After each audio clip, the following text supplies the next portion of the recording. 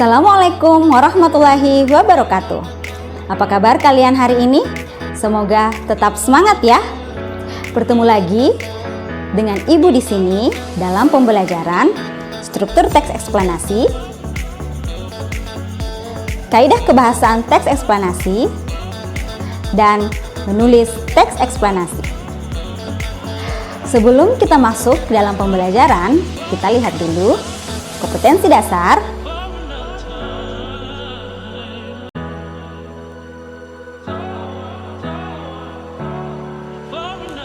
dan tujuan pembelajaran.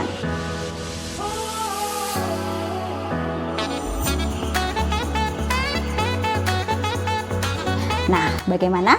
Kalian sudah siap untuk belajar hari ini?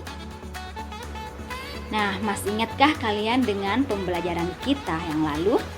Bahwa teks eksplanasi dibuat untuk menjawab pertanyaan bagaimana, berarti uraiannya akan bersifat kronologis.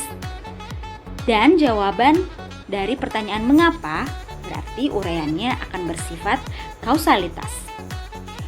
Nah, itulah pola pengembangan dari teks eksplanasi. Kemudian, apa struktur dari teks eksplanasi? Struktur teks eksplanasi. Yang pertama adalah identifikasi fenomena. Pada bagian ini menjelaskan tentang gambaran umum fenomena atau peristiwa yang akan dibahas. Poinnya bisa mengangkat tentang proses bagaimana fenomena atau peristiwa tersebut bisa terjadi. Selanjutnya adalah rangkaian kejadian atau proses kejadian. Setelah mengetahui secara umum fenomena yang akan dibahas, pada bagian ini dijelaskan tentang penyebab dan akibat yang ditimbulkan dari fenomena tersebut. Dan juga berisi tentang urutan kronologi atau runtutan kejadian. Struktur yang terakhir adalah ulasan atau biasa juga disebut interpretasi. Dapat dikatakan sebagai penarikan kesimpulan. Kamu bisa memberikan tanggapan atau pernyataan terkait fenomena yang akan diangkat dalam teks tersebut.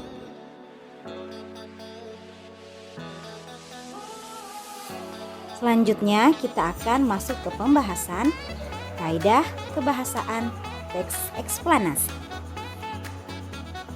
Teks eksplanasi memiliki kaidah-kaidah kebahasaan yang relatif berbeda dengan teks lain. Kaidah-kaidah yang dimaksud sebagai berikut. Menggunakan konjungsi kausalitas. Antara lain, sebab, karena, oleh sebab itu, oleh karena itu, dan sehingga. Selanjutnya menggunakan konjungsi kronologis atau hubungan waktu. Seperti kemudian, lalu, setelah itu, pada akhirnya. Selanjutnya, kata benda jenis fenomena. Contoh, gerhana, banjir, proses evolusi, dan lain-lain. Kemudian, kaidah yang terakhir adalah kata teknis. Kata teknis di sini atau disebut juga peristilahan sesuai dengan topik yang dibahas. Contoh kata teknis yaitu ekosistem, fotosintesis, ekologi, dan lain-lain. Nah, bagaimana? Kalian telah memahami kan struktur dan kaidah kebahasan teks eksplanasi? Selanjutnya, kita akan membahas tentang langkah-langkah menulis teks eksplanasi. Yuk, kita simak pembahasannya.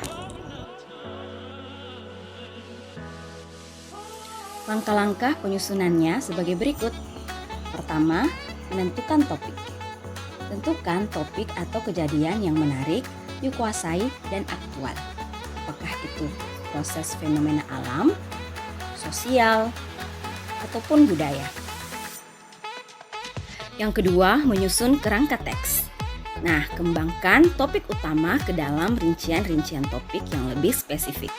Topik-topik itu dapat disusun dengan urutan kronologi atau kausalitas.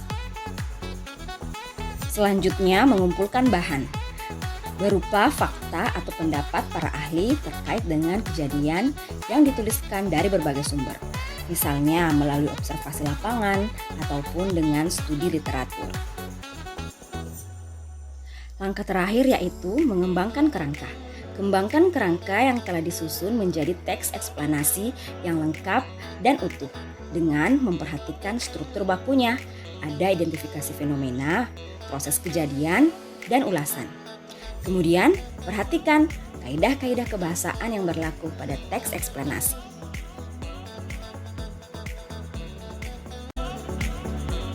Baiklah anak-anak, itulah tadi seluruh pembahasan materi kita untuk hari ini.